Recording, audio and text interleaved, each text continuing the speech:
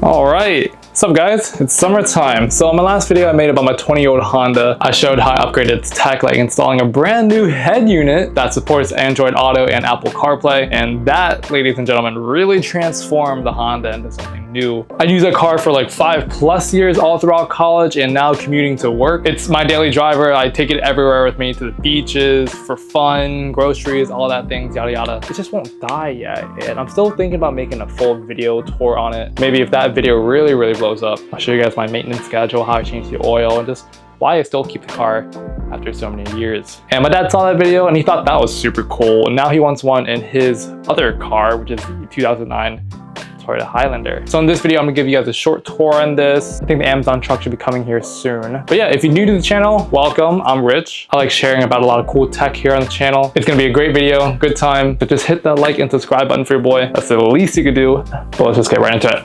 So a quick backstory on this Toyota, because I know some of you guys are curious. This is a 2009 Toyota Highlander and we bought it brand spanking new. I still remember the day when my dad said we're getting a new car. I was like really young, running around the Toyota dealerships at night, and I had like school the next day and I thought it was like really late. Since then, this car has been everywhere too, through countless family road trips across multiple states. I mean, we took this thing across to New York, Baltimore, South Carolina, and literally down to Florida, just basically everything on the east coast of the US. Out of all the cars I've seen in my life, this one held up fantastic. Like there's literally no issues. The engine, the suspension, power windows, interior, exterior, AC, everything has been pretty solid. As far as I know, the only thing that he really changed was the car battery, the oil, of course, and I think he just got brand new tires just last week, you know, like Yokohama's or something like that. Everything about this car has been pretty much bone stock. And look, since this isn't my car, I'm just gonna tell you guys how many miles it has right now. Unlike my Honda, which you should watch this video after this and leave a comment down on how many miles I have on that car.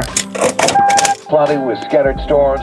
We're sitting at 189,000 some miles, which is pretty damn good. On the outside, it's not really gonna turn heads. Styled in California, the 2009 Highlander design intentionally moves away from the traditional SUV styling. Toyota says it makes a statement of strength instead of ruggedness, intelligence over toughness, and I think it's a pretty attractive car. I think it's designed to blend in more into the automotive world rather than to stand out from it. Essentially, it's a pretty bland and boring car if you look at it, but up close, it does look quite beautiful. It's definitely more curvaceous, which makes sense because I think this was based on the Toyota Camry's frame as well.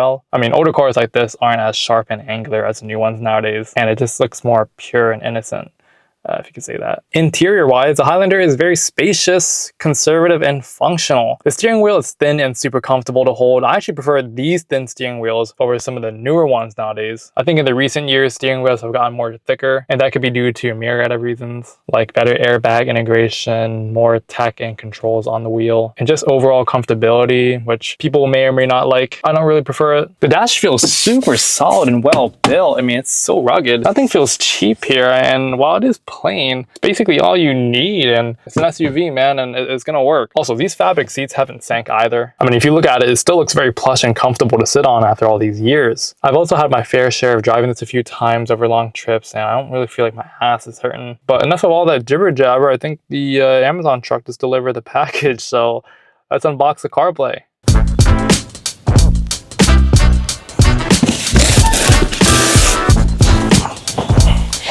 It's like really hot outside. I don't want to box it out there. I'm just gonna do it right here in my room. Let's get it open.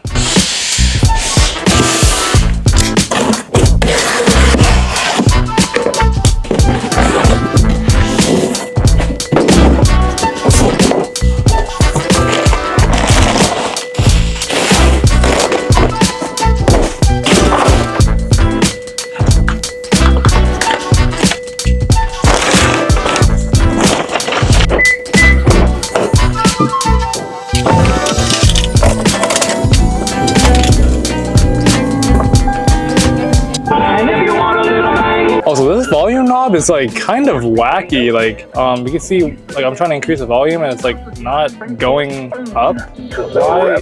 What? Like, how did we go up on the volume when I was going down?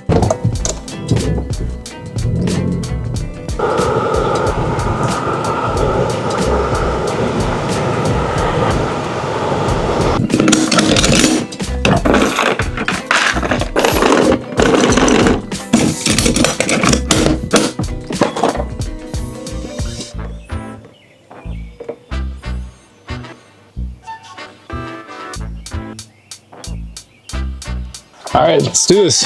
I'm gonna pull this out first. Guess we have to take this panel off here first. Looks like this is where we can pull out, and then I think it comes off as one whole unit. And after I pull that out, I'm gonna pull this one too.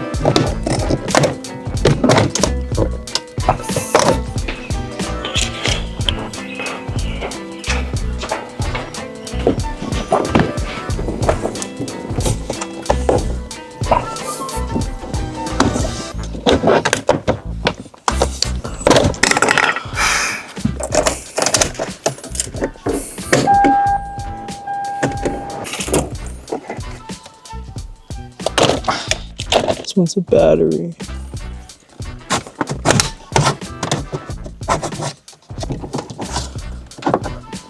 At the top rated.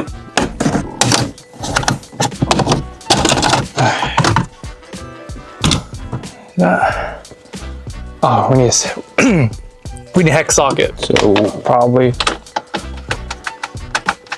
it's loose. Yeah, I guess it works. Whatever. Oh shit. Right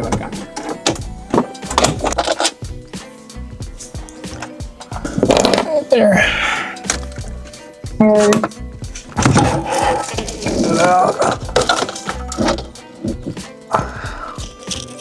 I got a broken nail. Oh, that's the worst. That's the worst.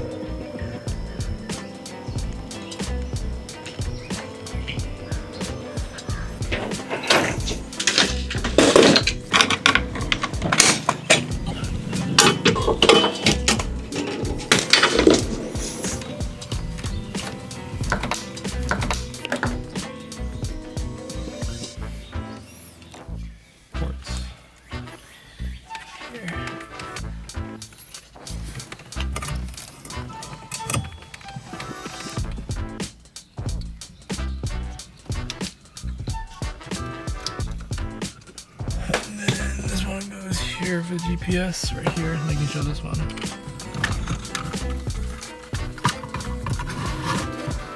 Seems like it's working for now. Let's make sure the four-way works. Yeah. Okay, it's good. Probably just tape the GPX to the glove box here. Oh, there's fine, see? And then just the clock, slowly.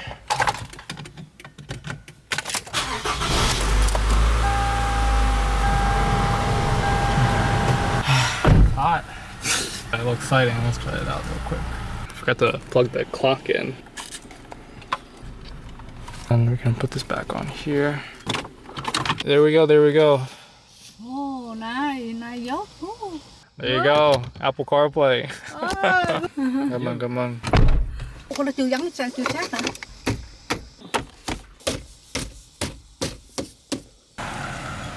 Anh qua đây đi. Qua đây ba dễ nhìn hơn. Yeah, swipe down. Yep. Press it. Press it. Just press it one time. Just light. Đi lại nhạc Việt Nam nè.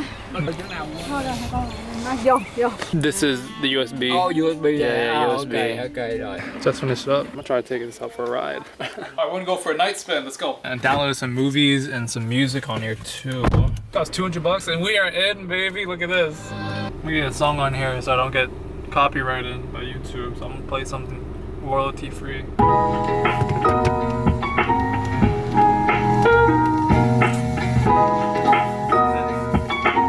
Yo, this screen is bright, like, wow.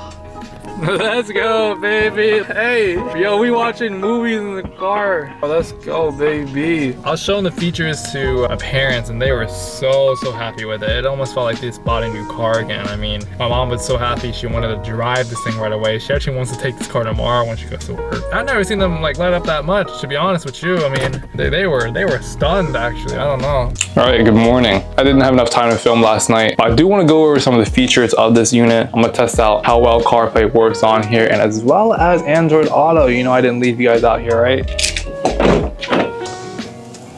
There we go, baby. My parents loaded some of their own Vietnamese songs on here, so you can see the title of that.